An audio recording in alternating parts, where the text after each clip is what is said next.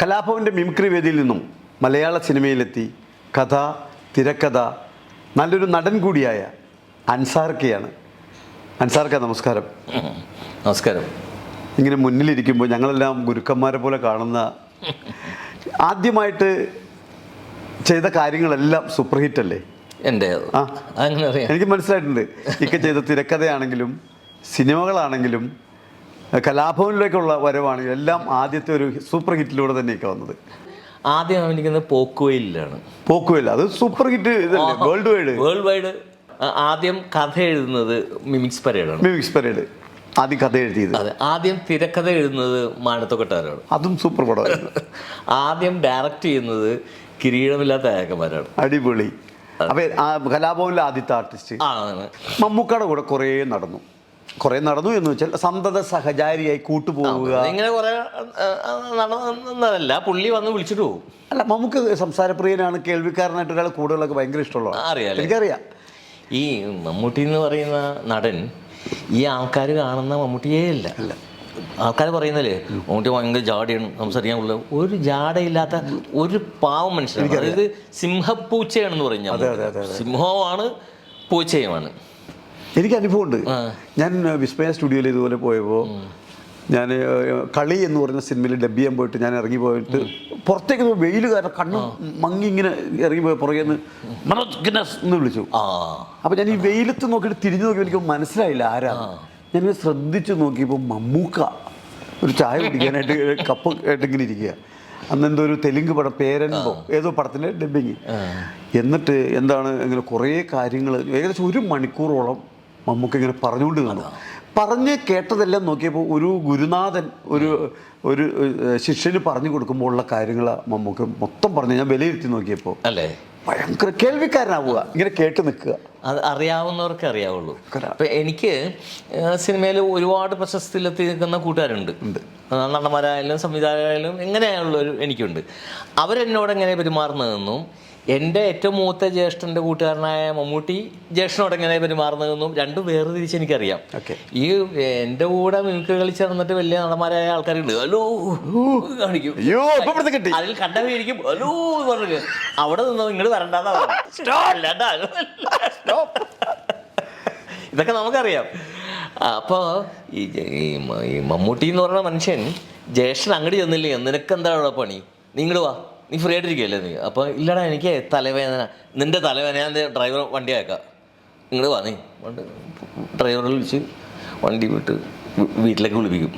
നമുക്ക് അടുത്ത ആഴ്ച സിംഗപ്പൂർ പോവാം, എനിക്കൊരു ആവശ്യമുണ്ട് പോകണ്ട, അപ്പം നീയും വാ. അങ്ങനെ സിംഗപ്പൂർ അവിടെയൊക്കെ കൂട്ടിക്കൊണ്ടു പോയി. അതുപോലെ വിശ്വംഭര സാറില്ലേ? വിശ്വംഭരൻ എൻ്റെ ജ്യേഷ്ഠൻ മമ്മൂട്ടി, ഇവർ 3 പേരും ആയിരുന്നു. Collector Vishwambhara sir. എനിക്ക് വിശ്വംഭര സാറിന് ഈ അവസാന സമയങ്ങളിൽ അദ്ദേഹമായിട്ട് കുറച്ച് നല്ല ബന്ധമുണ്ടായിരുന്നു.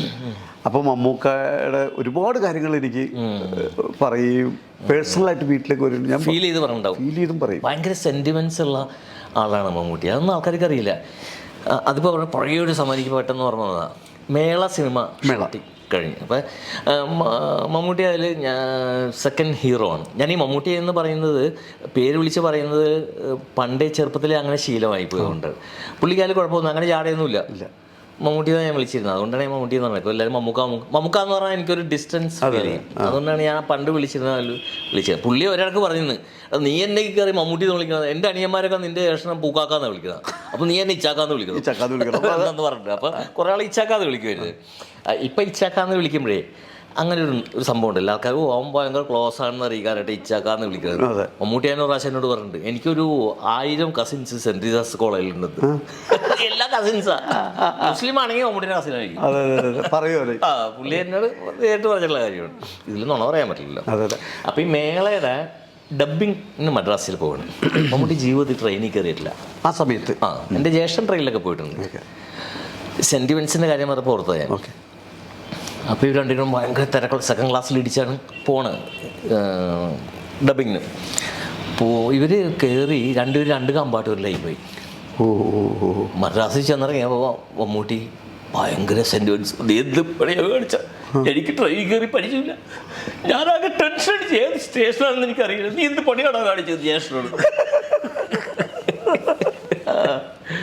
ഇതൊക്കെ ഇപ്പൊ ഇതാരും പറഞ്ഞു കേട്ടോ, ഇങ്ങനെയൊക്കെ ഞാൻ പറഞ്ഞു പറയരുത്. ഇത് രഹസ്യമാണ്, ഇത് ആരും അറിയില്ല. എന്ത് എന്നോട് പറഞ്ഞു ഞാൻ അങ്ങനെ പറഞ്ഞത് മോശമാണ്, പറയരുത്. ഇല്ലില്ല, ഞാൻ നമ്മൾ തമ്മിൽ നമുക്ക് പറയാം.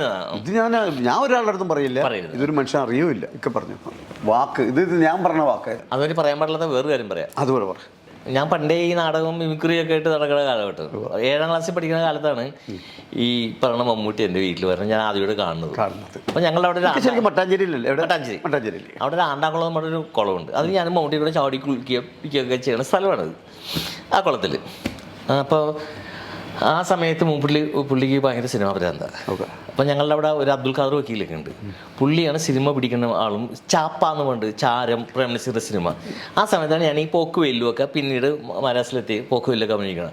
അപ്പോൾ എന്നോട് പറഞ്ഞു, നിനക്ക് എങ്ങനെ കിട്ടി ഈ പോക്കുവെയില്? പുള്ളിക്ക് അത്ഭുതം.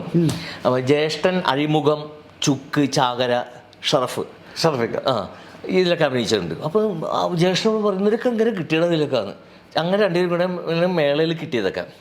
അപ്പോൾ ഈ സിനിമയിലൊക്കെ വരുന്നതിന് മുമ്പ് ഞാൻ മിമിക്രി തുടങ്ങിക്കഴിഞ്ഞു, പ്രൊഫഷണലായി. ഏതാണ്ട് 10ാം ക്ലാസ് പ്രീഡിയൊക്കെ ആയി. അപ്പോൾ 7ാം ക്ലാസ് മുതൽ ഞാൻ കാണുകയാണല്ലോ. ഈ സമയത്ത് പുള്ളി YFA എന്ന് പറഞ്ഞിട്ടൊരു ട്രൂപ്പ് ഓച്ചന്തുരുത്തുണ്ട്, നാടക ട്രൂപ്പ് YFA. അവിടെ ആൻ്റണി പാലക്കൻ എന്ന് പറയും. ഇപ്പോൾ ഈ ഷറഫ്, മമ്മൂട്ടി, ആൻ്റണി പാലക്കൻ, വിശ്വംഭരൻ, മുരളി, ഇങ്ങനെ ഒരു 5 പേരാണ് കൂട്ടുകാർ. പിന്നെ ഒരു മധുവുണ്ട്, മധു പിന്നെ മജിസ്ട്രേറ്റ് ഒക്കെ, ഇവരാണ് കൂട്ടുകാർ. അപ്പോൾ ഈ സമയത്ത് ജേഷൻ കിങ് സോളമൻ എന്ന് പറയുന്ന നാടകത്തിൽ അറിയോ, കുയിലൻ കുയിലൻ പുള്ളി നാടകത്തിലും പോവും. ഭയങ്കര കട്ടി ശബ്ദമാണ്. നാടകമില്ലാത്തപ്പോൾ ഇവിടെ പച്ചക്കറി വെക്കും. തക്കാളി 1/2 കിലോ 40 രൂപ, തക്കാളി 1/2 കിലോ 40 രൂപ. ആ ട്രൂപ്പിൽ ഷറഫ് ജ്യേഷ്ഠൻ കിങ് സോളമനായിട്ട് അഭിനയിക്കുന്നു. അപ്പോൾ ഷറഫിൻ്റെ കൂടെ റിഹേഴ്സലിന് മമ്മൂട്ടി പോകും. ഈ മമ്മൂട്ടിയാണെന്ന് അവിടെ വന്നിരുന്നത് അവരറിഞ്ഞാൽ അവർ തലറങ്ങി മരിച്ചു പോകും. പറയരുത്, തലറങ്ങി മരിക്കൽ ഒരുപാടുള്ള നാട്ടില് പറയാതെ കരുത്. അപ്പൊ മമ്മൂട്ടി ആ കിങ് സോളനായിട്ട് ഞാനായിരുന്നെങ്കിൽ അതൊക്കെ മമ്മൂട്ടി ജ്യേഷ്ഠനോട് പറയാറുണ്ട്. അപ്പൊ ഇടയ്ക്ക് ജ്യേഷ്ഠൻ ട്രൂപ്പ് വിട്ട് പോകാൻ, നീ വെറുതെ വിട്ടുപോകല്ലേ, ഇത്ര നല്ല റോള് കിട്ടിയിട്ട് നാടകത്തിൽ ഹീറോ ആയിട്ട് കിട്ടിയിട്ട് നീ എന്ത് മണ്ടത്തരം കാണിക്കണം, നീ വെറുതെ പോലെ അതൊക്കെ പറഞ്ഞിട്ടുണ്ട്.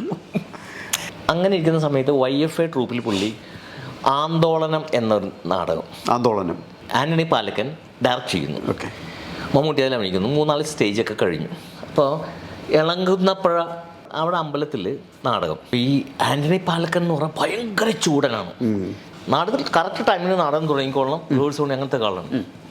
ആ സമയത്തുണ്ട് മമ്മൂട്ടിക്ക്, എനിക്ക് പോക്കുവെല്ലിലേക്ക് ടെലഗ്രാം എന്ന പോലെ മമ്മൂട്ടിക്ക് വന്നിരിക്കുകയാണ് ജനശക്തി ഫിലിംസിൽ നിന്ന് വിൽക്കാൻ്റെ സ്വപ്നങ്ങളിൽ അഭിനയിക്കാൻ. ഏതോ ഡേറ്റ് അടുത്ത 11-ാം തീയതി ഷൊർണൂർ എത്തണം ഷൂട്ടിങ്ങിന്. നാടകമുണ്ട് 11-ാം തീയതി. ആ ദിവസം നാടകം അതുണ്ടാവും. അങ്ങനെയാണ് എല്ലാം കൂടെ ഒന്നിച്ചേ വരുള്ളൂ. നമ്മൾ പത്മവഴി ബസ് കാത്ത് നിന്നാൽ മേനക വഴി ബസ് മാത്രമേ വരുള്ളൂ. മേനക കാത്ത് നിന്നാൽ എല്ലാവരുടെയും ജീവിതത്തിലുള്ളതാണ്. ഒന്നുമില്ലാതെ വെറുതെ ഇരിക്കുമ്പോ എല്ലാം കൂടെ ഒരുമിച്ച് വരും. പുള്ളിക്ക് നാടകം വന്നു, സിനിമ വന്നു, എന്ത് ചെയ്യും, ടെൻഷനായി. പാലക്കനോട് പറഞ്ഞു, പാലക്ക എനിക്ക് ഇങ്ങനെ ഷൊർണൂരിന്ന് MT വാസുദേവന്റെ സിനിമയിൽ ഉദ്ഘാടന സ്വപ്നങ്ങളിൽ അഭിനയിക്കാൻ വേഷം. ഉദ്ഘാടന സ്വപ്നങ്ങളിൽ എനിക്ക് പ്രശ്നമല്ല, ഞാൻ നാടകം ബുക്ക് ചെയ്തിരിക്കുന്നത് കുന്നപ്പുഴ അമ്പലത്തിൽ. ആൾക്കാരോട് ഞാനെന്ത് പറയും, നിന്നെ വിടറ പ്രശ്നമില്ല എന്ന് പറഞ്ഞു. പുള്ളി ഓടി എൻ്റെ അടുത്ത് വരുന്നു മമ്മൂട്ടി. അപ്പം അന്ന് ഞാൻ മിമിക്രിക്കാരൻ സ്റ്റേജിലോട്ടൊക്കെ കളിച്ച് നടക്കുന്നതാണ്. ഇവിടെ ഇങ്ങനെ സംഭവമുണ്ട്, നീ കയറി അഭിനയിക്കാൻ പറഞ്ഞോളൂ. എന്നോട് ഞാൻ മണ്ടനായതുകൊണ്ടാണെന്ന് തോന്നുന്നത്. ഞാൻ സമ്മതിച്ചാ, ഞാൻ അഭിനയിച്ചോളാം. ഫുൾ ലെങ്ത് നാടകമാണ്, മറ്റന്നാ നാടകമാണ്. അങ്ങനെ പുള്ളി YFAയിലേക്ക് വിളിച്ചത് പാലക്കണമെന്ന് കിട്ടണമെന്നൊക്കെ പറഞ്ഞു. അന്ന് അങ്ങനെയുള്ള ഫോണിലൊക്കെ അങ്ങനെ പാലക്കന് കിട്ടി. പാലക്കനോട് പറയണം, പാലക്കൻ അഭിനയിക്കാൻ ആൾ റെഡി ആയിട്ടുണ്ട്. ആരാണ്? ഷറഫിൻ്റെ അനിയൻ അൻസാറിന് ഇവളൊന്നും അഭിനയിച്ചാൽ ശരിയാവില്ല. നീ എന്തീ പറഞ്ഞ ഒരു കാരണം വെച്ചാൽ ശരിയാവില്ല. നീ എന്താ, നിന്നെ ഇവിടെ പ്രശ്നമില്ല. വിൽക്കാൻ സ്വപ്നങ്ങൾ റോൾ. ഒരു മമ്മൂട്ടി ജനിക്കാൻ വേണ്ടി പോകണം, പ്രസവ വേദന പറയണം, വീടിന് പ്രശ്നമില്ല എന്ന് പറഞ്ഞു. അപ്പം ഞാൻ കയറി ഫോൺ വാങ്ങിച്ചിട്ട് പറഞ്ഞു, പാലക്ക ഞാൻ അഭിനയിച്ചോളാം. ഞാനല്ലേ പറയണത്, ഞാൻ എത്ര സ്റ്റേജിൽ പ്രോഗ്രാം ചെയ്താണെന്നാണ്, ഞാൻ ഒരുപാട് നാടകങ്ങളിൽ അഭിനയിച്ചിട്ടില്ല, ഞാൻ ഏറ്റ് എന്ന് പറഞ്ഞ് അങ്ങോട്ട് ഏക്കാണ്. അവസാനം പുള്ളി മനസ്സോടെ സമ്മതിച്ചു എന്നുള്ളതാണ്. ഞാൻ പറഞ്ഞു, ഞാൻ ഇന്ന് വരാം, ഇന്ന് രാത്രി ഫുള്ള് നിന്ന് ഞാൻ പഠിച്ചോളാം നാടകം എന്ന് പറഞ്ഞ് സമ്മതിപ്പിച്ച് എൻ്റെ സ്കൂട്ടറിൽ ഞാനും മമ്മൂട്ടിയും കൂടെ ഫോർട്ട് കൊച്ചി ജങ്കാറിൽ ഇപ്പുറം ചെന്ന് നിന്നു. പാലക്കൻ അപ്പുറം വന്ന് നിന്നു. ഇവിടുന്ന് രാത്രി 10 മണിക്ക് സ്പെഷ്യലാണ്. എന്ത് ജങ്കാറ് കാലിയായി കിടക്കുന്ന സ്ഥലം. ജങ്കാറിൻ്റെ ശബ്ദമില്ല, ഒന്നുമില്ല. അവിടുന്ന് പോ പാലക്കൻ സ്കൂട്ടറിൽ, ഇവിടുന്ന് ഞങ്ങളും പോ എന്ന് പറഞ്ഞ് കട്ടിയപ്പോൾ ജങ്കാർ സ്റ്റാർട്ടായി. അപ്പോൾ പാലക്കൻ പറഞ്ഞെല്ലാം അറേഞ്ച് ചെയ്തിരുന്ന ആൾ വരും. എന്നെ ആ ജങ്കാറിൽ സ്കൂട്ടറിൽ മമ്മൂട്ടി ആ ജങ്കാറിൽ വിട്ട് ഞാൻ പോയി പാലക്കൻ്റെ കൂടെ പുറകിൽ പോയി. മണ്ടനായ ഞാൻ ഈ ഫുൾ ലെങ്ത്ത് നാടൻ ഫുള്ള് ഡയലോഗ് പിടിക്കണ്ടേ. ജിമ്മി എന്ന് പറഞ്ഞൊരു ക്യാരക്ടറാണ്. 24 മണിക്കൂറിനകം പപ്പ ഞാൻ പപ്പയെ കൊന്നിരിക്കും ഇതൊക്കെ പറഞ്ഞ് ഭയങ്കര ഡയലോഗുള്ള നാടകം. അങ്ങനെ കയറി ഞാൻ അഭിനയിച്ചു. 2 രാത്രി റിഹേഴ്സലെടുത്ത് ഞാൻ ഇവിടെയും അഭിനയിച്ചു. മമ്മൂട്ടി ഷൊർണൂർ പോയി വിൽക്കാണ്ട് ചിത്രങ്ങളിൽ അഭിനയിച്ചു. അങ്ങനെ മമ്മൂക്ക എന്ന വലിയൊരു നടൻ. അതെ അതെ. ഈ കാര്യം ഞാൻ ഇന്നാൾ നമുക്ക് വീട്ടിൽ വന്നപ്പോഴേ മമ്മൂട്ടി വീട്ടിൽ വന്നപ്പോൾ ഞാൻ പറഞ്ഞു, ഇതൊന്ന് ഇൻ്റർവ്യൂവിൽ പറഞ്ഞൂടെ, എനിക്ക് എന്തൊരു ഹൈപ്പായിരിക്കും എന്ന് പറഞ്ഞു. അപ്പോൾ അത് ഞാനല്ല, നീയാ പറയേണ്ടത്. ഞാൻ പറഞ്ഞു എന്നായി ഞാൻ പറഞ്ഞോട്ടെ എന്ന് ചോദിച്ചു. ആ നീ പറഞ്ഞു എന്ന് പറഞ്ഞു. ആ ഒരു ധൈര്യത്തിലാണ് ഇപ്പോൾ പറഞ്ഞത്. ഇത് ഞാൻ ആരോടും പറയൊന്നുമില്ല. ഇത് നമ്മൾ മനോജായിട്ട് ഒരാൾക്ക് പറയരുത്. ഇല്ല, ഞാനിത് വളരെ രഹസ്യമായിട്ട് വെക്കുക. ഞാൻ അപ്പോഴും ഉറപ്പ് പറഞ്ഞാൽ ഉറപ്പ്. എറണാകുളം ടൗൺ ഹാളിൽ പോലീസ് ക്ലബിൻ്റെ പരിപാടി വന്നു. ഓക്കെ. All Kerala voice. കേരളത്തിലുള്ള എല്ലാ പോലീസുകാരുണ്ടാവും. കമ്മീഷണറൊക്കെ ഫ്രണ്ടിലിരിക്കണം. ഇവരുടെ മുമ്പിൽ ഞങ്ങളുടെ പരിപാടി. അടിച്ച് പൊളിച്ച് തകർത്ത് ബോംബിട്ട്. അത് കഴിഞ്ഞ് 2-3 ദിവസം കഴിഞ്ഞപ്പോഴേ അന്ന് ഞാൻ സ്കൂട്ടറിലാണ് നടക്കണേ. ഞാൻ എന്തോ ആവശ്യത്തിന് വേണ്ടി മെഡിക്കൽ ട്രസ്റ്റ് ഹോസ്പിറ്റലിൽ എൻ്റെ ഒരു കസിനെ കാണാൻ വേണ്ടി പോയതാണ്. ഓക്കെ. അപ്പം മെഡിക്കൽ ട്രസ്റ്റ് തൊട്ട് മുമ്പിൽ കയറുന്നിടത്ത് തന്നെ സ്കൂട്ടറുകൾ നിരന്നിരിക്കാണ്ടല്ലേ. അവിടെ നോ പാർക്കിംഗ് ആണ്, വെക്കാൻ പാടില്ല. ആൾക്കാരൊക്കെ വെക്കുന്നു, ഇടയിൽ ഞാനും കൊണ്ടുപോയി വെക്കുന്നു. അപ്പം ഞാൻ എന്താണ് കലാഭവനിലെ മ്യൂസിക് ആർട്ടിസ്റ്റല്ലേ, ദൂരെയൊക്കെ നടന്നു വരണ്ടേ, വേണ്ട വെച്ച ഉടനെ കയറാം. ഹോസ്പിറ്റലിൽ കയറി കസിനെയൊക്കെ കണ്ട് തിരിച്ചു വന്നപ്പോൾ കാണാം എല്ലാ സ്കൂട്ടറിൻ്റെ മുകളിലും മഞ്ഞ നിറത്തിൽ പേപ്പർ ഇരിപ്പുണ്ട്. മഞ്ഞ റോസാണെന്ന് അറിയില്ല. ഫൈൻ അടിച്ചു വെച്ചു. പെറ്റി. ഓ പെറ്റി നോക്കുമ്പോൾ 100 രൂപ. അതിൽ എഴുതിയുണ്ട് 100 rupees. ഒരു പരിപാടിക്ക് കിട്ടുന്നത് 100 രൂപയാണ്. ഓഹ്, ഈ 100 രൂപ വെറുതെ കളയണ്ടേ. അതുമല്ല ഞാൻ കലാഭവൻ്റെ അല്ലേ എന്നൊക്കെ തോന്നല്. അതിനെയാണ് ഹുങ്ക് എന്ന് പറയണത്, അഹങ്കാരം എന്ന് പറയണത്. ഈ ഒരു പണിയാണ്. നേരെ ഇപ്പം തന്നെ കമ്മീഷണർ ഓഫീസിലേക്ക് പോവാം. കമ്മീഷണർ ഓഫീസിൽ എൻ്റെ പരിചയക്കാർ പോലീസുകാരൊക്കെ ഉണ്ട്. ഒരു ജോർജ് ഉണ്ട്, നല്ല പൊക്കത്തിലുള്ള. സ്കൂട്ടർ നേരെ കമ്മീഷണർ ഓഫീസിലേക്ക് വിട്ടു. നമ്മുടെ ഇവിടെ പോർക്കും കൂട് നേട്ടത്തില്ലേ, സ്കൂട്ടറിനകത്ത് കയറുമ്പോൾ വലിയൊരു ഗ്രൗണ്ട് പോലെ കാലിയായി കിടക്കുന്ന അറ്റത്തായിട്ട് ഇങ്ങനെ നീളത്തിൽ ഇരിക്കണം ബിൽഡിംഗ്. കുറേ റൂംസ് ഉണ്ട്. പോലീസുകാരൊക്കെ അങ്ങോട്ടും ഇങ്ങോട്ടൊക്കെ നടക്കണതാണ്. അതിലൊരു റൂമാണ് കമ്മീഷണറുടെ. അപ്പോൾ അതൊക്കെ തന്നെ ഇങ്ങനെ അരവാതിലുണ്ടാവുമല്ലോ, അരവാതിൽ പോലീസ് തോക്കും പിടിച്ചിട്ടുണ്ട്. പിന്നെ നോക്കുമ്പോൾ ജോർജാണ് എനിക്ക് നമ്മൾ ഉദ്ദേശിച്ച ആള്. സ്കൂട്ടർ അവിടെ വെച്ചിട്ട് നേരെ ജോർജിൻ്റെ ജോർജ് സാറൊന്നുമല്ല, ജോർജ് അൻസാറെ അങ്ങോട്ട് എടാപടം വന്നത്. അൻസാറെ എന്താണ് പുള്ളിക്ക് അധികം സംസാരിക്കാൻ പറ്റില്ല, തോക്കും പിടിച്ചേക്കുന്നത്. എന്താ അൻസാർ? ഞാൻ പറയാം, ഞാൻ മെഡിക്കൽ ട്രസ്റ്റിൻ്റെ അവിടെ സ്കൂട്ടർ ഒന്ന് നോ പാർക്കിംഗ് ഏരിയയിൽ വെച്ചിരുന്നു. അപ്പോൾ 100 രൂപ പെറ്റി വന്നിരിക്കുന്നു. അപ്പോൾ ഒന്ന് പുള്ളിയെ കണ്ടിട്ട് പറയാൻ വേണ്ടിയാണ്. പുള്ളി പറഞ്ഞാൽ പുള്ളിയെ കാണാതിരിക്കുന്നതാണ് നല്ലത്. നമ്മളില്ല, മിനിയാന്ന് ഞങ്ങളുടെ പരിപാടി ഉണ്ടായിരുന്നു, അതെനിക്കറിയാം പരിപാടി ഉണ്ടായിരുന്നു. അപ്പോൾ പുള്ളിക്ക് എന്നെ അറിയാൻ പറ്റുമല്ലോ. ഒന്ന് കയറി വേണ്ട സാറേ, കാണാതിരിക്കുകയാണ് നല്ലത്. ഇല്ല ഒന്ന്. അപ്പോൾ എനിക്കാണെങ്കിൽ പോലീസുകാരോട് ഭയങ്കര ഇഷ്ടമുള്ളൂ. അപ്പോൾ പോലീസ് ഓഫീസർ എങ്ങനെയൊക്കെ ഇരിക്കണമെന്നൊക്കെ അറിയാൻ ചെയ്യാമല്ലോ. അത് മാത്രമല്ല നമ്മുടെ പ്രോഗ്രാമും കണ്ടിട്ടുണ്ട്. അപ്പോൾ ഒരു ഹെൽപ്പ് ചെയ്യുമല്ലോ. ഷുവറായിട്ടും 100 രൂപ കയ്യിൽ നിന്ന് പോയില്ലോ. അപ്പോൾ എനിക്കുള്ളിലുണ്ട്, എനിക്ക് ഫ്രീ ആയി കിട്ടുന്നുള്ളത്. ജോർജിന് പേടി, പുള്ളി അങ്ങനത്തെ ആളാണെന്നുണ്ട്. ജോർജ് കാണാതിരിക്കുന്നതാണ് നല്ലത്. നമ്മളില്ല, കണ്ടേ തീരൂ. എന്നാൽ ശരി, ഒരു മിനിറ്റ് നിൽക്കുന്നു പറഞ്ഞു. പുള്ളി ഹാഫ് ഡോറ് തുറന്ന് അകത്ത് കയറി ഡോറ് വന്ന് അടിച്ചിങ്ങനെ നിന്ന് പിന്നെ എന്താ പറയണായിട്ട് തിരിച്ചു വന്നു. ചെല്ലുന്നു പറഞ്ഞു. ഞാൻ ചെന്ന് അപ്പോൾ പുള്ളി ഇങ്ങനെ മീശയൊക്കെ വെച്ചിരുന്നു ഇരിപ്പുണ്ട്. ഞാൻ നോക്കി, നല്ല പരിചയമുണ്ടല്ലോ വന്നു പറഞ്ഞു. ഞാൻ പറഞ്ഞു ഞാൻ പേര് ഞാൻ ഓർക്കണം, മിനിയാൻ നിങ്ങളുടെ പ്രോഗ്രാം ഞാൻ കണ്ടിരുന്നു, കലാഭവൻ്റെ ഇരിക്കുന്നു പറഞ്ഞു. അതിൽ സിനിമാ നടന്മാരെയൊക്കെ കാണിച്ചിരുന്നു അല്ലേ, മാളാരവിന്ദനെയൊക്കെ കാണിച്ചിരുന്നു. പിന്നെ ഒരു അമ്മാവനെ കാണിച്ചില്ലേ, അമ്മാവനാണ് എൻ്റെ മനസ്സിൽ നിൽക്കുന്നത്. ഈ നിങ്ങൾ ഈ ശബ്ദമൊക്കെ അങ്ങനെ മാറ്റുന്നത് ഉടനെ ഒന്ന് മാറ്റി കാണിച്ചത് കാണിച്ചു. അപ്പം ഇങ്ങനെ മാറ്റാണ് നമ്മുടെ കാര്യങ്ങൾ. ഇത് ഭയങ്കര അത്ഭുതമാണ് കേട്ടോ നിങ്ങളുടെ ഈ കാര്യങ്ങൾ, ഈ തൊണ്ട വെച്ചുള്ള നിങ്ങളുടെ കളി. ഇതൊക്കെയാണ് ഞാൻ ഉദ്ദേശിച്ചത്. ഞാൻ ഉദ്ദേശിച്ചത് ഇങ്ങനെയൊക്കെയാണ്. അതെ, ഞാൻ ഉദ്ദേശിച്ചത് അവിടെ നടന്ന പോലെ ആയിരുന്നു. അതല്ല, ഇത് ഞാൻ മനസ്സിൽ വിചാരിച്ചാണ്. ഡോറിങ്ങനെ അടഞ്ഞു നിന്നില്ലേ, ജോർജ് അവർ കയറിക്കൊള്ളാൻ പറഞ്ഞു. കയറി പുള്ളി ഇങ്ങനെ എഴുതിയിട്ടുണ്ട്. ഞാൻ ചെയ്തത് സാർ എക്സ്ക്യൂസ് മീ ഇതാണോ? അയ്യോ സാർ ഞാനേ സ്കൂട്ടർ എന്ന് ഒരു സ്ഥലത്ത് നോ പാർക്കിംഗ് ഏരിയയിൽ വെച്ചിരുന്നു. സ്കൂട്ടർ പേന വെച്ച് എന്താ കഴിവാണോ പറഞ്ഞേ? അയ്യോ സ്കൂട്ടർ വെച്ചെന്ന് ലൈസൻസ് ഇടാ അതിൽ ലൈസൻസ് ഇടാ വള്ള കഴിവ് കയറി വരുന്നത് ഇവിടെയാടാ ലൈസൻസ് എവിടെ? ഇല്ല സാർ ലൈസൻസ് ഞാൻ കോടതിയിൽ അടച്ചോളാം. നിനക്ക് ഇത് ആദ്യം വിചാരിച്ചോളാം. കയറി വന്ന സ്ഥലമാണ് ഭയങ്കര ലൈസൻസ്. ജീവിതത്തിൽ ആദ്യമായിട്ടും അവസാനമായിട്ടും തെറി കേൾക്കുന്ന അയ്യോ കാരണം പറയരുതട്ടാ. ഇല്ല പറയില്ല അല്ല ഇത് പറയില്ല. ഇതിപ്പോ എന്തായാലും ഞാൻ രഹസ്യമായിട്ട് വെക്കല്ലോ. ജോർജ് പറഞ്ഞത് എത്ര നല്ല കാര്യം. ജോർജ് വെറുതെയാണോ പറഞ്ഞത്? ജോർജ് എന്താ അറിയായിരുന്നു? ജോർജ് പിന്നെ അറിഞ്ഞൂടെ അവിടെ നിൽക്കുന്ന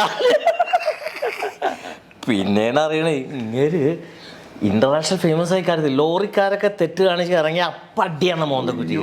ഇതെനിക്ക് തോന്നുന്നു ഞാൻ കയ്യകലത്തിലും ദൂരത്തിലും നിന്നിരുന്നു, അതുകൊണ്ടാണ് അടി കിട്ടാത്തത്. കഴിവറയുടെ മോനെ കഴിവേറി എന്നൊക്കെ വിളിച്ചില്ലേ, അതിനുശേഷം ഒരുപാട് തെറികൾ വിളിച്ചു. നല്ല നല്ല അക്ഷരങ്ങളൊക്കെ ഉണ്ട് അതിൽ. എനിക്കത് പറയാൻ പറ്റില്ല. യാതൊരുവിധ ജീവിതത്തിൽ ആദ്യമായിട്ട് അവസാനമായിട്ടും കേൾക്കുന്ന അങ്ങനെ ലൈസൻസ് അവിടെ വെച്ചു. ലൈസൻസ് എടുത്ത് അവിടെ വെച്ചിട്ട് പുറത്തേക്ക് ഇറങ്ങിയപ്പോൾ ജോർജ് കേൾപ്പിട്ട് ഡോർ പറഞ്ഞ് പുറത്തേക്ക് ഇറങ്ങി. ഞാൻ നിന്നോട് പറഞ്ഞതല്ലേ ജോർജ് ഇത്രയും ഞാൻ വിചാരിച്ചില്ല. ലൈസൻസ് ഒന്ന് വാങ്ങിച്ചു തന്നേക്ക്. ഒരു രക്ഷയില്ല. പുള്ളിയാണ് നീ നാളെ വാന്ന് പറഞ്ഞിട്ട് പുള്ളി. ഞാൻ പറഞ്ഞു നാളെ വരാൻ പറഞ്ഞിട്ടുണ്ട്, ജോർജ് ഒന്ന് വാങ്ങിച്ചു വെച്ചേക്ക്. ഞാൻ നാളെ വന്നിട്ട് വാങ്ങിച്ചിട്ട് കോടതി പോയി അടി അതൊന്നുമില്ല, നിന്റെ കയ്യിലേ തരുള്ളൂ, നാളെ ഇതൊക്കെ തന്നെ വിളിക്കും. അന്ന് ഉറങ്ങിയില്ല. എങ്ങനെ ഉറങ്ങും? പിറ്റേ ദിവസം വന്നപ്പോൾ എന്തോ ഭാഗ്യത്തിന് പുള്ളി ഉണ്ടായില്ല. അപ്പം ജോർജ് അവിടെ അകത്തിയെന്ന് പറഞ്ഞു റൈറ്റർ ആരൊക്കെയുണ്ട് അവിടെ നിന്ന് അവർ ഫോൺ ചെയ്ത് പുള്ളിയെ കിട്ടി. എന്തോ ഭാഗ്യത്തിന് കൊടുത്തേക്കാൻ പറഞ്ഞു. ഭാഗ്യം തീർന്നില്ല. ലൈസൻസ് കിട്ടി, 100 രൂപ അടച്ചു. ഒരു വർഷമൊക്കെ കഴിഞ്ഞാണ് ഉംദസ്താത്താൻ്റെ മൂത്ത ബ്രദർ, എൻ്റെ അമ്മയുടെ ചേച്ചിയുടെ മകനാണ്, ഒരു ആക്സിഡൻറ്റിൽ മരിച്ചു. പുള്ളി ഷിപ്പിലായിരുന്നു, എൻജിനീയറായിരുന്നു. കാല് തെറ്റി വീണു, അങ്ങനെ മരിച്ചായിരുന്നു. അങ്ങനെ ഞങ്ങൾ ഭയങ്കരമായ വിഷമത്തിൽ നടക്കുന്ന സമയമാണ്. അപ്പോൾ ആ പുള്ളിയുടെ ഡയറക്റ്റ് ബ്രദറുണ്ട് ലുക്മാനും ഇപ്പോൾ മരിച്ചുപോയി. ഞാൻ ലുക്മാനും കൂടെ കൊച്ചിയിൽ നിന്ന് തേവരപ്പാലത്തിൽ സ്കൂട്ടറിൽ വരികയാണ്. അപ്പം ഞാൻ ഓടിച്ചുകൊണ്ടിരിക്കുന്നു. ലുക്മാനോട് ഇങ്ങനെ ഈഗോ ആ കാര്യങ്ങൾ, കസിൻ്റെ കാര്യങ്ങൾ, മരിച്ച കാര്യങ്ങളൊക്കെ പറഞ്ഞിട്ട് വരുമ്പോൾ ഫ്രണ്ടിൽ ഒരു നീല പോലീസ് വണ്ടിയുണ്ട്. ഈ സ്റ്റേഷൻ വാഗൻ അംബാസഡർ ഇപ്പോൾ റോഡ് നീട്ടിയ വണ്ടിയില്ലേ, ചോപ്പിൽ പോലീസ് എൻ്റെ പുറകെ വർത്താൻ പറഞ്ഞു പറഞ്ഞ ആ വണ്ടിയിൽ ഈ പുള്ളിയാണെന്ന് ഞാൻ അറിയാനുള്ള. തേവരപ്പാലത്തിലാണ്. തേവരപ്പാലം ഇറങ്ങിയ പാട് അവിടെ ഒരു ട്രാഫിക് പോലീസുകാർ നിൽക്കുന്നുണ്ട്. അയാളുടെ അടുത്ത് എന്തോ പറയാനായിട്ട് വണ്ടി ചവിട്ടി എൻ്റെ സ്കൂട്ടിൽ നിന്ന് ഇടിച്ച് പുറകൊണ്ടിടിച്ചു, കാറിന്റെ പുറകിച്ചു. അപ്പോഴാണ് ഞാൻ കണ്ട പുള്ളിയുടെ ടേണിംഗ് ക്ലോസ്. ഇങ്ങനെ ഒരു നോട്ട പുള്ളിയാണ്. എന്തെങ്കിലും പരിചയം കാണിച്ചോ? അയ്യോ അന്നത്തെ കഴിവറ മോനെ പിന്നെ മുഴങ്ങി ചെവിയിൽ. ഇത് മുഴങ്ങി ഞാൻ ലുക്മാനോട് ഇങ്ങനെ ഇതൊക്കെ പറയാനുള്ള സമയമില്ലല്ലോ. നമ്മൾ ലുക്മാനെ പെട്ട് എല്ലാം സാർക്കൊക്കെ പറഞ്ഞാൽ മതി.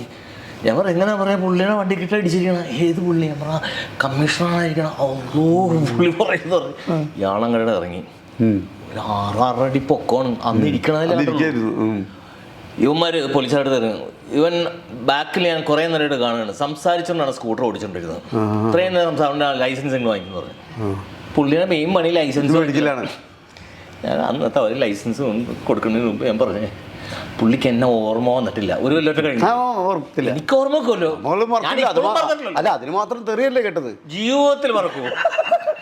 ഞാൻ ലൈസൻസ് കൊടുക്കുന്നതിന് മുമ്പ് ഞാൻ പറഞ്ഞു സാർ ഒരു കാര്യമുണ്ട്. എന്താണ് കാര്യം? ഞാൻ പറയാം എൻ്റെ ഒരു കസിൻ ആക്സിഡൻറ്റിൽ മരിച്ചു, 3 ദിവസമായിട്ടുള്ളൂ. ഗുജറാത്തിൽ വെച്ചായിരുന്നു സംഭവം. അതിനെക്കുറിച്ചൊക്കെ പറഞ്ഞുകൊണ്ട് വരികയായിരുന്നു. വളരെ ഫീലിങ്ങിലാണ് സാർ. പുള്ളി ലൈസൻസ് യാന്ത്രികമായിട്ട് എൻ്റെ കയ്യിലേക്ക് വന്നിട്ട് സൂക്ഷിച്ചു പോകുമെന്ന് പറയാം. കിഡ്നിപ്പോയി ഞാൻ. അതങ്ങനെയാണ്. 2 എക്സ്ട്രീം. നിയമങ്ങൾക്ക് കർശനമായ നടപടി സ്വീകരിക്കുകയും മാനുഷികമായ പരിഗണനല്ലോ പറഞ്ഞില്ലേ. എൻ്റെ ഒരു ആള് ഇങ്ങനെ മരണപ്പെട്ടതിൻ്റെ ടെൻഷനിലാണ് പോകുന്നത്. മാനുഷികമായിട്ടായാലും ഓക്കെ, പക്ഷെ നിയമത്തിൻ്റെ കാര്യത്തിൽ ഞാൻ ശരിക്കും പറഞ്ഞാൽ കലാഭൻ്റെ ആദ്യത്തെ മിമിക്രി ആർട്ടിസ്റ്റാണ്. അവിടെയാണ് ആദ്യം തുടങ്ങുന്നത്. ശരിക്കും പറഞ്ഞാൽ എൻ്റെ ഒരു കസിൻ സിസ്റ്ററാണ് അവിടെ വയലിൻ പഠിക്കാൻ പോകുമായിരുന്നു, മുംതസ്താദ എന്ന് പറഞ്ഞിട്ട്. അപ്പോൾ വയലിൻ പഠിക്കാൻ അന്നത്തെ കാലത്ത് അപ്പോൾ അവലച്ചൻ നോർത്തിൽ അവിടെ കലാഭവൻ തുടങ്ങി വരുന്നേ ഉള്ളൂ. ആ സമയത്താണ് ഞാനന്ന് നടൻ സുധീറിനെയൊക്കെ കാണിക്കുമായിരുന്നു പണ്ടത്തെ. അപ്പോൾ ഈ മുംതസ്താദൊക്കെ ഭയങ്കര ഇഷ്ടമാണ്. എടാ അതുപോലെ തന്നെ ഉണ്ട്, കറക്റ്റാണെന്ന് പറയുക. അങ്ങനെ അച്ഛനടുത്ത് പറയുകയും അവിടെ ചെല്ലുകയും പ്രീഡിക്ക് പഠിക്കുന്ന ആ സമയം. അപ്പോൾ അച്ഛനെ ഇതൊക്കെ കേൾപ്പിച്ച് സുധീറിനെ കേൾപ്പിച്ചു കൊടുത്തു. അച്ഛനുണ്ടാ സുധീറിനെ അറിയുന്നത്, പ്രേംനസീറിനെ അറിയില്ല, അങ്ങനത്തെ ആളാണ്. അറിയില്ലേ? അമ്പിളി ചേട്ടൻ ജഗതി ചേട്ടൻ അവിടെ ഒരു പ്രാവശ്യം ഡബ് ചെയ്യാൻ പോയി, അവിടെ മുകളിൽ തീർത്തിട്ടുണ്ടായിരുന്നു. അപ്പോൾ അതാരാ എന്ന് ചോദിച്ചു അച്ഛൻ. അപ്പോൾ പറഞ്ഞ് മനസ്സിലായി സിനിമ നടനാണെന്നൊക്കെ പറഞ്ഞു. അമ്പിളി ചേട്ടൻ അപ്പോൾ ഭയങ്കര ഭവ്യതയോടി നമസ്കാരം എന്ന് പറഞ്ഞ്. അപ്പോഴാണ് ചോദിച്ചത് എന്ത് ചെയ്യുന്നു. അയ്യോ.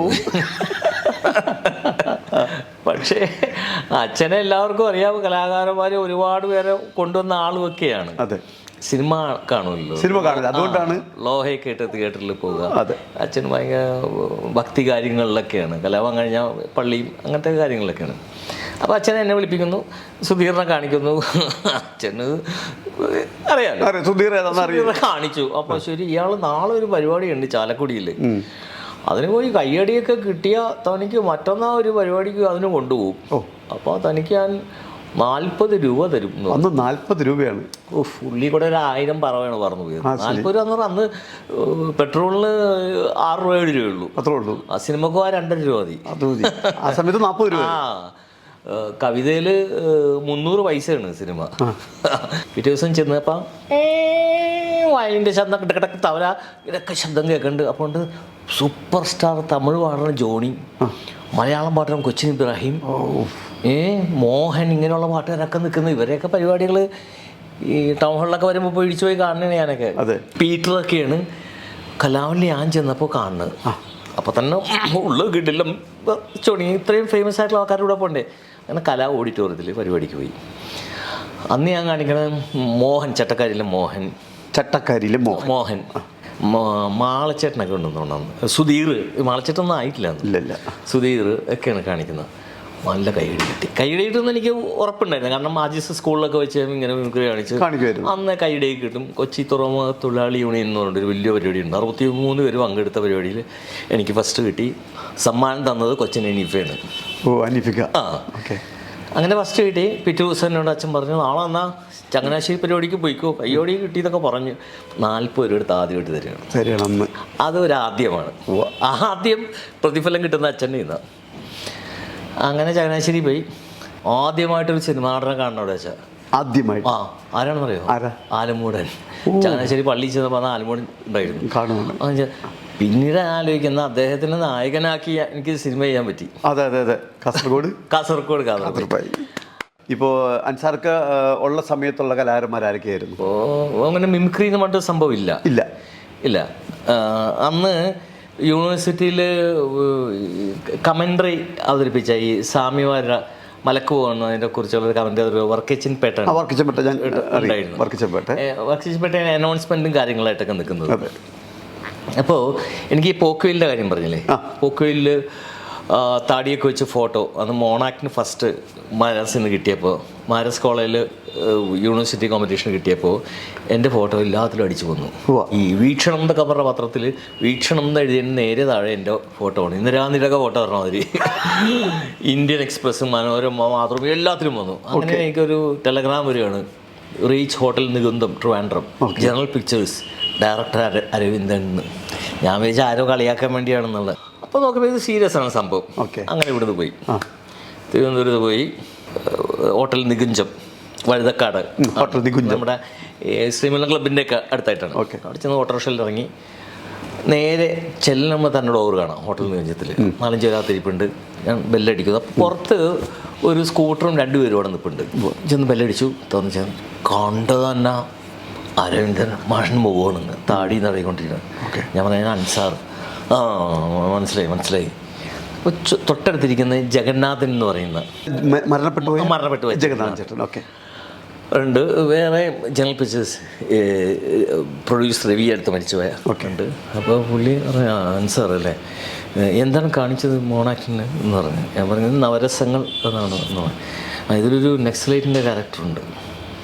നെക്സ്റ്റിൻ്റെ ക്യാരക്ടർ ഉണ്ടെന്ന് പറഞ്ഞു കഴിഞ്ഞാൽ പിന്നെ ഒരു അരമണിക്കൂർ മിണ്ടൂല. അങ്ങനെ അത് കഴിഞ്ഞിട്ട് അരമണിക്കൂർ കഴിഞ്ഞിട്ടേ പറയുള്ളൂ. അപ്പോൾ അത് ചെയ്യണം, ഒന്ന് കാണിച്ച്. അപ്പോൾ ഞാൻ അഭിനയിച്ച് കാണിച്ചു. ഓക്കെ. March 15 shooting. ഡേറ്റ് അങ്ങോട്ട് ഓക്കെ ആണ്. അങ്ങനെ അത് പുറത്തേക്ക് ഇറങ്ങി. ഇപ്പോൾ ആ സ്കൂട്ടറിൻ്റെ അടുത്ത് രണ്ടുപേരും ഒന്നിരുന്നു പറയില്ലേ. അത് എനിക്ക് ആദ്യം പറഞ്ഞപ്പോൾ ഒന്ന് സ്ട്രൈക്ക് ചെയ്ത് ആരാന്നുള്ളൊരു ക്യൂരിയോസിറ്റി എൻ്റെ ഉള്ളിലുണ്ട്. ആണല്ലേ. ചെറിയ ഹിന്ദി തന്നിട്ട് പോയത്. കുറേ നാൾ കഴിഞ്ഞ് ഫോർട്ട് കൊച്ചിയിൽ വാസ്കോഡിഗാമ എന്ന് പറഞ്ഞ പള്ളിയിൽ കളിക്കളത്തിൻ്റെ ഷൂട്ടിങ്ങിന് പുള്ളിയുടെ പോയി. അപ്പോൾ പുള്ളിയുടെ പോയപ്പോൾ ഇപ്പോൾ നടൻ മുരളി, ശോഭന ഒക്കെ ഇരിപ്പുണ്ട്. അപ്പോൾ മുരളി മമ്മൂട്ടി ഒരു സംഭവമുണ്ട്, സെറ്റിൽ ചെന്ന് കഴിഞ്ഞാൽ വേറെ ആളാണ്. ഇവിടുന്ന് കാറിൽ ഒരുമിച്ച് പോകുമ്പോൾ തനി ജ്യേഷ്ഠൻ്റെ കൂട്ടുകാരൻ മമ്മൂട്ടി എന്നോട് അങ്ങനെ വളരെ ഫ്രീ ആയിട്ട് സംസാരിക്കാൻ കേൾക്കണം. അപ്പം നമുക്ക് അങ്ങോട്ട് ബഹുമാനമൊന്നും ഉണ്ടാവില്ല. പറയല്ലോ ഞാൻ പറയാ അത് മഹാബോറാട്ടാ, അത് ബോറൊന്നുമില്ല, തനിക്ക് തോന്നുന്നുണ്ട്. ഞാൻ പറയാം അത് ബോറെന്ന് പറഞ്ഞാൽ ബോറാണ്. അല്ലോടും ഇന്ന് ആരെങ്കിലും ബോറാണെന്ന് പുള്ളിയോട് പറയാൻ തോന്നുന്നു. പറയില്ല. സെറ്റിൽ ചെന്നാ പറയോ ഇങ്ങനെയൊക്കെ കളി ചീറ്റിയ തമാശയൊക്കെ ആയിട്ട് പോയി ചെന്ന് ഇറങ്ങിക്കഴിഞ്ഞാൽ പുള്ളി ഡോറ് വന്നിങ്ങ് ഇറങ്ങിക്കഴിയില്ലേ, അപ്പം നോക്കുക. അപ്പം പോലെ നമുക്ക് പേടി തുടങ്ങും, ബഹുമാനം തുടങ്ങും. ആരെയും പരിചയപ്പെടുത്തൊന്നുമില്ല. പുള്ളി തുണിയൊക്കെ ഇങ്ങനെ എടുത്ത് നടന്ന് താനിപ്പം പണ്ട് മുരളി അടുത്ത് നിന്ന്. അപ്പോൾ ഞാനിങ്ങനെ മാറിങ്ങനെ നിൽക്കും. ചിലപ്പോൾ പറയും അരിടോ എന്ന് പറയും. ഇതെന്തോ അരിടോ പറഞ്ഞു. മുരളി എന്നെ ഇങ്ങനെ നോക്കണ്ട്. മരിച്ചുപോയെന്നാണ് പറഞ്ഞു. അമ്മൂട്ടടുത്ത് പറഞ്ഞേ ഇയാളാണ് എൻ്റെ റോള് തട്ടിത്തെറിപ്പിച്ച ആള്. പണ്ട് പോക്കുവലിൽ നക്സലൈറ്റായിട്ട് അഭിനയിക്കേണ്ട ഞാനുണ്ട്. അപ്പോൾ ആ സ്കൂട്ടറിൻ്റെ അടുത്ത് ഒന്ന് മുരളി. പിന്നെ സ്കൂട്ടറിന് മറ്റേ ആൾ അറിയണ്ടേ, അയാൾ തിരനോട്ടൊന്നും പണ്ട് സിനിമയിൽ അഭിനയിച്ച് നിൽക്കുന്ന കാലമാണ്. പുള്ളിയുടെ പേര് മോഹൻലാൽ. അയ്യോ, അത് എന്തായാലും ക്ലൈമാക്സ് എന്തായാലും ഞെട്ടി. ഞാനിങ്ങനെ ആരായിരിക്കും ഇങ്ങനെ ഓർത്തിരുന്നോ. അതെ, മുരളിയും മോഹൻലാൽ. പിന്നെ അതിനുശേഷം പിന്നെ പൂവേ പുലി പൂവേ എന്ന് പറഞ്ഞൊരു സിനിമയിൽ എന്നെ നായകനായിട്ട് സെലക്ട് ചെയ്യുന്നു. ആ പടം നടന്നില്ല. നമ്മുടെ ഈ പ്രസ് ക്ലബ് റോഡില്ലേ, അവിടെ ഞങ്ങൾ വൺ വേയാണ് പോകാൻ പാടില്ല. അതെ. അപ്പോഴത്തെ ഞാൻ കാറിലായി കുറേ നാൾ കഴിഞ്ഞ ശേഷമാണ്. അപ്പോൾ ഒരു ആൾക്കാർക്കൊക്കെ അറിയാം ആ ഹുങ്ക് ഉണ്ടാവുമല്ലോ, തിരിച്ചറിയുമ്പോൾ ഒരു അതെ അങ്ങനെ ഹുങ്ക് തന്നെ വേണം പറയാൻ. ഇത് പെട്ടെന്ന് ഫെയിം ആവുമ്പോൾ ഒരു അറിയപ്പെടുന്നവർക്കുള്ളൊരു അസുഖമാണ്. അതൊരു ഒരു ഫോബിയ. ഈ സൈക്കാട്രിസ്റ്റുകളോട് ചോദിച്ച് മനസ്സിലാക്കണം. ഇനി അത് കുറച്ച് കഴിയുമ്പോൾ മാറുകയും ചെയ്യും. ചിലർക്ക് മാറില്ല. ഈ ചില കല്യാണ വീട്ടിലൊക്കെ ചെന്നാലേ ചിലപ്പോൾ കാണാൻ ഒരു ചെറുപ്പക്കാരൻ മാറി ഇങ്ങനെയൊക്കെ കാണാം. അധികം ഭവ്യത, ഓവർ ഭവ്യത കാണിച്ചിട്ട് നമസ്കാരം. അപ്പം നമ്മളീ അതാരാണ്, ആ പുള്ളി ഒരു സിനിമയിൽ അഭിനയിച്ചിട്ടുണ്ട്, അതാണ്. ഒരു സിനിമ അല്ലെങ്കിൽ ഇപ്പോൾ ഇങ്ങനെയൊക്കെ നമുക്ക് ചിലപ്പോൾ കസേരകളിൽ ഇങ്ങനെയൊക്കെ ചില ആൾക്കാർക്ക് ഇങ്ങനെയൊക്കെ ഇരിക്കണം.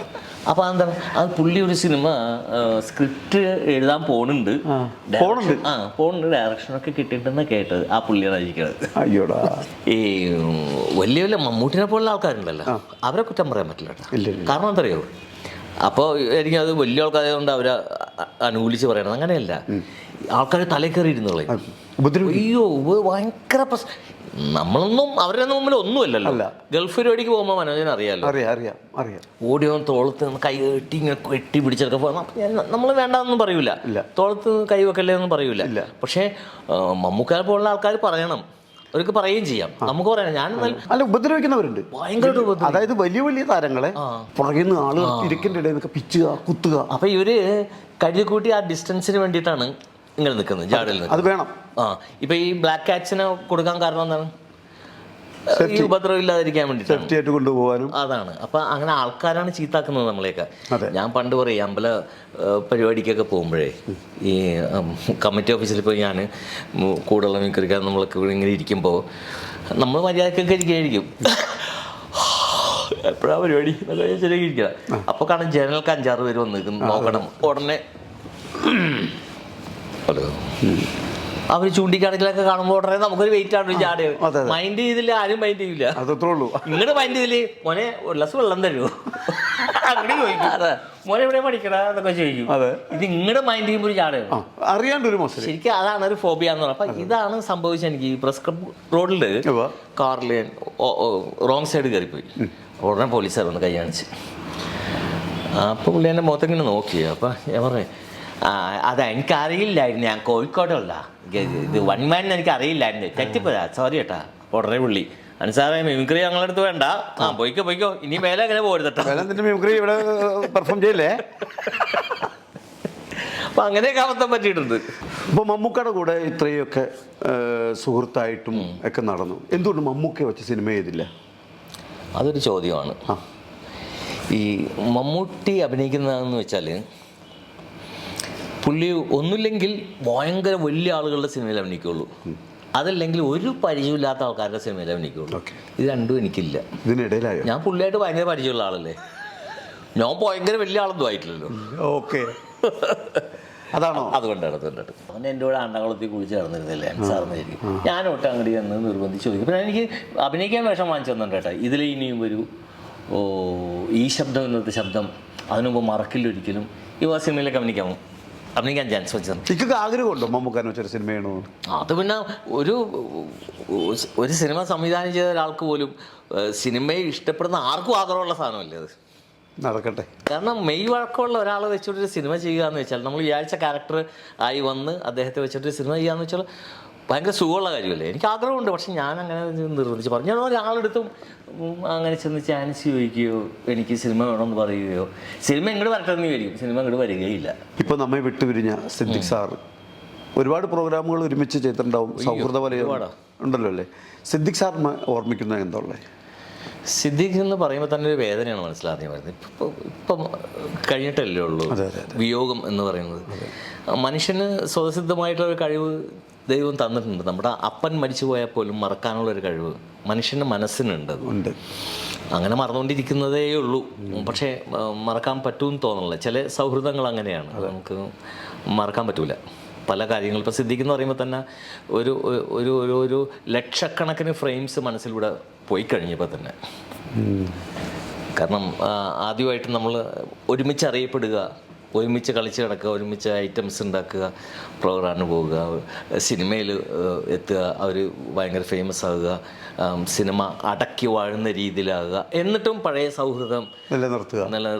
ഇപ്പം എന്നെ വിളിച്ച് ഇതിൽ കിങ് ലെയറിലൊക്കെ വിളിച്ച് അഭിനയിപ്പിച്ചല്ലേ, കിങ് ലെയർ, പിന്നെ ഫുക്രിയിലൊക്കെ. പിന്നെ നമ്മൾ ഇങ്ങനെ വേഷം വേണം അഭിനയിക്കണമെന്നും ഞങ്ങൾ ചോദിക്കുകയില്ലല്ലോ, കാരണം ഞാനും വേഷം കൊടുക്കുന്ന ആളാണ്. ഞാനും സിനിമകൾ ചെയ്തുകൊണ്ടിരിക്കുന്നു, ഡയറക്റ്റ് ചെയ്തുകൊണ്ടിരിക്കുന്നു. പിന്നെ അവർ വേറെ മേലെ എത്തി നമ്മളൊരു മിതമായ ലൈനിൽ പ്രൊഡ്യൂസർക്ക് നഷ്ടം വരാത്ത അവസ്ഥയിൽ സിനിമ ചെയ്തുകൊണ്ടിരിക്കുന്ന സമയം അവർ 450-460 ദിവസമൊക്കെയാണ് ഗോഡ് ഫാദർ ഓടിയത്. എനിക്കും സിദ്ദിഖ് സാറിനെ മറക്കാൻ പറ്റില്ല. കാരണം ഞാൻ ട്രൂപ്പ് ഉണ്ടാക്കി, കൊച്ചിൻ നവോദയ എന്ന് പറഞ്ഞ് ട്രൂപ്പ് ഉണ്ടാക്കിയപ്പോൾ അദ്ദേഹം പറഞ്ഞു നമുക്കൊരു CD ഇറക്കാം, അങ്ങനെ കൊച്ചിൻ നവോദയെ നമുക്ക് ഇൻട്രൊഡ്യൂസ് ചെയ്യാം എന്ന് പറഞ്ഞു. ഞാൻ ഒരുമിച്ച് പ്രോഗ്രാം ചെയ്ത പ്രമുഖരായ ചില ഇപ്പോഴത്തെ നടന്മാരൊക്കെ ഉണ്ടെങ്കിൽ അവരോട് ചോദിച്ചാൽ എനിക്കൊരു ബൈറ്റ് പറഞ്ഞു തരുമോ, കൊച്ചിൻ നവോദയ ആരംഭിക്കുന്നു എന്ന് പറഞ്ഞു തരുമോ, മിക്കവരും ഒഴിഞ്ഞു മാറിപ്പോയി. അവസാനം സിദ്ദിഖ് സാറിനെ വിളിച്ചു വീട്ടിലേക്ക് ചെല്ലാൻ പറഞ്ഞു. വീട്ടിൽ ചെന്നു എന്താ പറയണ്ടേന്ന് ഞാൻ പറഞ്ഞു കൊടുത്തു. അതേപോലെ അന്നും ഈ ഗോഡ് ഹിറ്റായി നിൽക്കുന്ന സമയത്താണ്, ആ തിരക്കിനിടയിലും എനിക്ക് അങ്ങനെ ഒരു ബൈറ്റ് പറഞ്ഞു. എൻ്റെ വീഡിയോ CD-യുടെ കൊച്ചിൻ നവോദയയുടെ ആദ്യത്തെ ഇൻട്രോ പറഞ്ഞിരിക്കുന്നത് സിദ്ദിഖ് സാർ. അതാണ് ഞാൻ വേദിയിലിടുന്നത്, സിദ്ദിഖ് സാറിൻ്റെ ബൈറ്റ്. അതാണ് സിദ്ദിഖ്. അതായത് ഞാൻ വളർന്നു വന്ന വഴി, സിനിമയിലെത്തിയ വഴി, ഇതൊന്നും മറക്കാത്ത ആളാണ് സിദ്ദിഖ്. അതേസമയം ചില ആൾക്കാർ ഇതൊക്കെ സൗകര്യപൂർവ്വം മറന്നു കളയും. അൻസാർക്ക കലാഭവൻ്റെ മിമിക്രി ട്രൂപ്പുകളിൽ സഞ്ചരിക്കുമല്ലോ. ഇപ്പോഴത്തെ നമ്മളെല്ലാം അന്നും ഇത്രയും എൻ്റർടൈൻമെൻറ്റ്സ് ഒന്നും ഇല്ലാത്തൊരു കാലഘട്ടമാണ്. ഇപ്പോൾ കലാഭവൻ്റെ ഓഡിയോ കാസറ്റുകളെല്ലാം കേരളത്തിൽ തരംഗമായിരുന്നു. അപ്പോൾ ഇന്നത്തെ ഒരു സെലിബ്രിറ്റി, ഒരു സിനിമാ നടൻ ചെന്ന് ഇറങ്ങുന്നത് പോലെയാണ് അന്ന് വാഹനങ്ങളിൽ ചെന്ന് ഇറങ്ങുന്നത്. അങ്ങനെ എന്തെങ്കിലും അനുഭവങ്ങൾ? അയ്യോ, അന്നൊക്കെ ഞങ്ങളെ അറിയിക്കണമെങ്കിൽ ഇപ്പോൾ അൻസാർ, ഇത് അൻസാറാണെന്ന് ആൾക്കാരെ അറിയിക്കണമെങ്കിൽ അൻസാർ തന്നെ അവിടെ ചെന്നേ പറ്റൂ, അത്രേ ഉള്ളൂ. എവിടെയും ഇപ്പോൾ മൂന്നാറാണെങ്കിൽ മൂന്നാർ, ഭൂതത്താങ്കട്ടാണെങ്കിൽ ഭൂതത്താങ്കട്ട്. അന്നൊക്കെ അത് ഭയങ്കര ദൂരമുള്ള സ്ഥലങ്ങളായിട്ട് നമുക്ക് അങ്ങനെയുള്ള സ്ഥലത്ത് നമ്മൾ തന്നെ എന്നാലേ നമ്മൾ അറിയപ്പെടുന്നു. ഇന്നിപ്പോൾ മനോജ് ഗിന്നസ്, ഒരു പുതിയ പയ്യൻ, പുള്ളി ഏഷ്യാനെറ്റിലൊന്നും ഒരു പരിപാടി നടത്തിയിരിക്കുന്നു. പുള്ളി ബഡായി ബംഗ്ലാവ് എന്ന് പറഞ്ഞൊരു സംഭവത്തിൽ ആദ്യമായിട്ട് അതിലാണ് വരുന്നതെന്ന് വിചാരിച്ചു. അറിയപ്പെടുകയാണ് മനോജ് ഗിന്നസ്.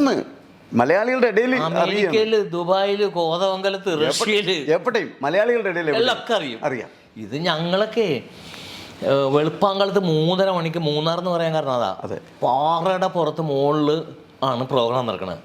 ഒരു ക്ഷേത്രത്തിൻ്റെ ഉത്സവമാണ്. ക്ഷേത്രം ഈ പാറയുടെ മുകളിൽ താഴത്തേക്ക് നോക്കിയാൽ ഒരു 500 അടി താഴെ കാണാം ക്ഷേത്രം. മുകളിൽ അത്രയ്ക്ക് മുകളിലാണ് ഞങ്ങൾ ഇരിക്കണം. ഇങ്ങനെ ഭയങ്കര തണുപ്പത്. മൂന്നാറേ തണുപ്പാണ്. വെളുപ്പങ്കാലത്ത് തണുപ്പ് എന്നാലും ഹാർദമായ സ്വാഗതം എന്നൊക്കെ പറഞ്ഞു പരിപാടി തുടങ്ങണത്. അപ്പം അപ്പുറത്തേക്ക് നോക്കുമ്പോൾ സിദ്ദീഖൊക്കെ ഇങ്ങനെ വരച്ചിട്ടുണ്ടാവും. അതെ ഞങ്ങൾ പറഞ്ഞു നിൽക്കണ പരിപാടിയൊക്കെ മൈക്ക് വിട്ടാൽ നേരെ താഴത്തേക്ക് ക്ഷേത്രത്തിൽ പോയി കിടക്കും. അങ്ങനത്തെ സ്ഥലത്തൊക്കെ പരിപാടി നടത്തിയിട്ടുണ്ട്. എന്നിട്ട് പോലും റഷ്യയിലും അമേരിക്കയിലും അറിയുമോ? ഇല്ല. ആ കണ്ട ചിലപ്പോൾ ഒരു 10-60 പേരുണ്ടാവും. അവരുടെ ഉള്ളിൽ മാത്രം അറിയും. ആ പയ്യൻ്റെ പേരുന്ന ഒരാൾ അൻസാറാ. ഇങ്ങനെ ആ കാലഘട്ടം TV പോലും ഇല്ല. ഒരു കാലത്ത് ചിരി സിനിമകൾക്കൊരു തുടക്കം കുറിച്ചിരുന്നിക്ക അല്ലേ? ചിരി സിനിമകൾക്ക് ശരിക്കും തുടക്കം വെച്ച സിദ്ദീഖ് ഒക്കെ തന്നെയാണ്. അതെ. അന്ന് പ്രിയദർശനൊക്കെ ഉണ്ടായിരുന്നു. അതിൻ്റെ ഇടയിൽ വന്ന് കയറിയ ഒരാളാണ് ഞാൻ. അപ്പോൾ ആദ്യം എഴുതി നേരത്തെ പറഞ്ഞ പോലെ കഥ എഴുതിയ മിംസ് പരേഡ് കലൂർ ഡെന്നീസ് ആയിരുന്നു അതിൻ്റെ സ്ക്രിപ്റ്റ്. മമ്മൂട്ടിയാണ് സജസ്റ്റ് ചെയ്യണത് എൻ്റെ കഥ പോയി പറയാൻ കലൂർ ഡെന്നീസിൻ്റെ അടുത്ത്. അതുകൊണ്ടാണ് ഞാൻ റൈറ്റർ ആയത്. മമ്മൂട്ടി വിളിച്ച് പറഞ്ഞിട്ടാണ്. അല്ലാണ്ട് കലൂർ ഡെന്നീസിന് എനിക്കൊരു പരിചയമില്ല. ചെന്ന് കഥ പറയുന്നു, പുള്ളിയിൽ ഒരുപാട് ചിരിക്കുന്നു. എൻ്റെ കുറേ ജീവിതാനുഭവങ്ങളൊക്കെ ഉണ്ട് ആ സിനിമയിലൂടെ. ഉണ്ട്. ഞാൻ സ്കൂളിൽ പഠിക്കുമ്പോൾ ഞങ്ങളൊരു ഗ്രൂപ്പ് ചെടിയാക്കാൻ പോകുമായിരുന്നു. അതായത് നല്ല സൗകര്യമുള്ള സമയത്താണ് പോണത്. റംലാൻ മാസം എന്ന് പറയും ഞങ്ങളുടെ. അറിയാലോ? അപ്പം സുബഹിസ്കാരം കഴിഞ്ഞാൽ ഫ്രീ ആണ്. മറ്റുള്ള ജാതിയിലുള്ള ആൾക്കാരൊക്കെ നല്ല ഉറങ്ങുന്ന സമയമാണ്. അപ്പോൾ ഞങ്ങൾ ഇങ്ങനെ കുറച്ച് പേര് ഗ്യാങ് പോകും. പോയിട്ട് ഒരേ വീട്ടിൽ കയറി ചെടി വെക്കും. അതിൽ SFIക്കാരുണ്ട്, KSUക്കാരുണ്ട്, പലരും ഉണ്ട്. അപ്പോൾ ഞങ്ങളുടെ സ്കൂളിൽ ഹാജീസ് സ്കൂളിൽ നിന്നുള്ള KSUക്കാരനാണ് ഞാൻ. മറ്റൊരു മുജാഹിദ് സ്കൂളിൽ നിന്നുള്ള SFIക്കാരുണ്ട്. ഞങ്ങൾ ചെടി കെട്ട് പ്രശ്നമായി. പോലീസ് കംപ്ലൈൻറ്റ് ചെയ്ത് അങ്ങനെയൊക്കെ പ്രശ്നമായി ആകെ. അപ്പോൾ മുജാഹിദ് സ്കൂളിൽ SFIക്കാരായ ചെടികള്ളന്മാർക്ക് വോട്ട് കൊടുക്കരുത്, ആജീസ് സ്കൂളിൽ KSUക്കാരായ ചെടികള്ളന്മാർക്ക് വോട്ട് കൊടുക്കരുതെന്ന് പറഞ്ഞ് ചെടികള്ളൻ എന്നുള്ള പേരല്ലായിരിക്കും ചെടികള്ളന്മാരായി. അന്ന് ഞാനിങ്ങനെ ഒരു ദിവസം സൈക്കിളിൽ പോകുമ്പോഴത്തേന് ഞാൻ ചെടികള്ളാന്ന് വിളിച്ച് ഉടനെ സൈക്കിൾ അങ്ങോട്ട് നിർത്തി. ഞാൻ പറഞ്ഞു എന്താണ് വിളിച്ചത്? ഒരു പ്രാവശ്യം കൂടെ വിളിച്ചത് ചെടികള്ളൻ എന്ന് പറഞ്ഞു. അപ്പോൾ ഞാൻ പറഞ്ഞേ ചെടി അന്നേ മ്യൂസിക് പ്രോഗ്രാമിന് പോകുന്ന സമയമാണ്. ചെറിയ ചെറിയ പരിപാടിക്കൊക്കെ ഞാൻ പറയും ഇനി നീ ചെടികള്ളാന്ന് വിളിച്ചാൽ നിന്നെ ശത്രുഘ്നൻ സിനിമൻ്റെ ഇടിയിടിക്കുന്നില്ല കേട്ടോ മസാല എന്താ പറയുക. ശത്രുഘ്നൻ സിനിമ കാണിച്ച് അപ്പം പറഞ്ഞേ നിന്നെ ഞാൻ പ്രൈം മിനിസ്റ്ററിന് ഇടിയിടിക്കും. തിരിച്ചടിച്ചത്. അതാണ് മ്യൂസിക് പരേഡിൽ ഇട്ടിരിക്കുന്നത്. ഓർമ്മയുണ്ടോ? പിന്നെ സിനിമയിലുണ്ടല്ലോ. ഭയങ്കര ശരിയായിരുന്നു തിയേറ്ററിൽ. ഞാൻ ആ സിനിമ 150 ദിവസം ഓടി. 140 ദിവസം ഞാൻ സവിതയുടെ കർട്ടൻ്റെ ഇടയിൽ ഉണ്ടാവും. ഞാൻ ആ ചിരി കേട്ട് ആനന്ദിക്കാൻ. ഒരു 10 കോടി രൂപ കയ്യിൽ വെച്ച് തന്നാലും ആ സന്തോഷം ഉണ്ടാവില്ല. പക്ഷേ ശരിക്കും സന്തോഷം 10 കോടി വെച്ച് തന്നാലുണ്ട്. അതാറ്റം പറയണ്ട. അത് നമ്മൾ പറയരുത്. ഞാൻ ഒരുപാട് പേര് പറഞ്ഞു കേട്ടിട്ടുണ്ട് ഒരു ജാടയും ഇല്ലാത്ത ഒരു വ്യക്തിയാണ് അൻസാർ ഖാൻ. ഞാനോ? ഇപ്പോൾ എപ്പോഴും കലൂർ സ്റ്റേഡിയത്തിൻ്റെ അടുത്തുണ്ടാവും. ഓട്ടോറിക്ഷ സഞ്ചരിക്കും, ബസ്സിൽ സഞ്ചരിക്കും. ഒട്ടും ജാടയില്ലാത്തൊരു വ്യക്തി. എങ്ങനെ മനുഷ്യനല്ലേ ഇത്രയും സിനിമ ചെയ്ത് ഇത്രയും തിരക്കഥ എഴുതി ഇക്കൊക്കെ ജാടയിട്ട് നടന്നുകൂടെ? ഇപ്പൊ എത്രയോ പേര് ജാട കാണിച്ചു നടക്കണം. എന്റെ മനോജ് ഓട്ടോറിക്ഷ പോകണം. മനുഷ്യർക്ക് ആണല്ലോ ഓട്ടോറിക്ഷ. ആണ്. മനുഷ്യർക്ക് ഇരിക്കാനുള്ളതല്ലേ സ്റ്റേഡിയം. മനുഷ്യർക്ക് കളിക്കാനുള്ളതല്ലേ സ്റ്റേഡിയം. ഞാൻ ഉപയോഗിക്കുന്ന വണ്ടി സ്വന്തം വണ്ടി ഹാരിയർ ഉണ്ട് എനിക്ക്. പക്ഷെ എനിക്ക് ഓട്ടോറിക്ഷ പോകാൻ തോന്നിയാൽ അതിന് പോകാൻ പറ്റുന്ന സ്ഥലത്ത് ഓട്ടോറിക്ഷ പോകും. എനിക്ക് സംസാരിക്കാൻ ഇഷ്ടമുള്ളവരോടൊക്കെ ഞാൻ സംസാരിക്കും. ഇഷ്ടമുള്ളവരെല്ലാവരും ഞാൻ ഒരുപോലെയാണ്. പൈലറ്റായാലും ഓട്ടോറിക്ഷ ഡ്രൈവറായാലും എനിക്ക് ഒരുപോലെയാണ്. നമ്മൾ എല്ലാവരും മനുഷ്യരാണ്. അല്ല എന്തിനാ പിന്നെ ജാട ഇടുന്നത്? എന്തുകൊണ്ടാണ് ഈ ജാട ഇടുന്നത്? എന്തുകൊണ്ടാണ് ഒരു സിനിമയിൽ അഭിനയിച്ച് അല്ലെങ്കിൽ ഒരു തിരക്കഥ എഴുതി അല്ലെങ്കിൽ ഒരു സിനിമ ചെയ്യാൻ പോകുന്നു എന്ന് പറയുമ്പോൾ എന്തിനാ ഈ ഒരു ജാടയാണ്, ഒരു മസിൽ വരുന്നത്? ശരിക്കും പറഞ്ഞാൽ ഞാനും മനോജും ഒക്കെ ആരാണ്? മമ്മൂട്ടി, മോഹൻലാൽ, മനോജ് ആരാണെന്ന്? Actor, mimicry artist. ഞാനും മിമിക്രി ആർട്ടിസ്റ്റായിരുന്നു. കുറച്ച് തിരക്കഥകളൊക്കെ എഴുതിയത്, കുറച്ച് സംവിധാനം ചെയ്തിട്ട് അത്രേ ഉള്ളൂ. മമ്മൂട്ടി വലിയ നടനാണ്, മോഹൻലാൽ വലിയ നടനാണ്, മറ്റുള്ളവരൊക്കെ നടന്മാരാണ്. ഇവരൊക്കെ ശരിക്കും ആരായിരുന്നു? ഏതിൽ നിന്നാണ് ഇവരൊക്കെ ഉത്ഭവിച്ചു വന്നതെന്നറിയോ? വെറും വിദൂഷകരാണ് ഇവരൊക്കെ. ഞാനടക്കം, മനോജടക്കം, നമ്മളടക്കം എല്ലാവരും. പണ്ടൊക്കെ രാജകൊട്ടാരത്തിലെ രാജാവ് ഭരണം നടത്തി ടയേർഡായി ആകെ പ്രശ്നത്തിൽ, അയാളുടെ തലയിൽ മുഴുവൻ പ്രശ്നമായിരിക്കുള്ളൂ രാജാവിന്. അപ്പോൾ രാജാവിന് ഒന്ന് ചിരിക്കാനായിട്ട്, ഒന്ന് റിലാക്സ് ചെയ്യാനായിട്ട് കുറച്ച് തമാശ പറയുന്ന ആൾക്കാരാണ്, അവരാണ് വിദൂഷകരെന്ന് പറയും. അപ്പോൾ ഇനി വിദൂഷകരുണ്ടെങ്കിൽ പോരട്ടെ എന്നുള്ളതിൽ രാജാവ് പറയും. അപ്പോൾ പുറത്ത് കുറേ പണ്ടത്തെ മുതുകുളം രാഘവള്ള നടനൊക്കെ പോലുള്ള ആൾക്കാർ പുറത്തേക്ക് ഉണ്ടാവും. ഞാൻ കയറിക്കോട്ടെയോ, വരൂ, അകത്തേക്ക് വരൂ എന്ന് പറയും. അപ്പോൾ ഞാൻ തെങ്ങിൽ നിന്ന് വീണ ഒരു കഥയുണ്ടായിരുന്നു, അത് രാജാവിനോട് പറയും. അന്ന് പുള്ളി വന്ന് പറയും, ഞാൻ കഴിഞ്ഞ മാസം തെങ്ങിൽ കയറിയപ്പോൾ കൈവിട്ട് താഴെ വീണു, എൻ്റെ തുണി മാറിപ്പോയി, ഒരു സ്ത്രീ ദൂരെ നിന്ന് കണ്ടു. അപ്പൊ രാജാവ് അവന് കൊടുക്കൂ പൊൻപണം.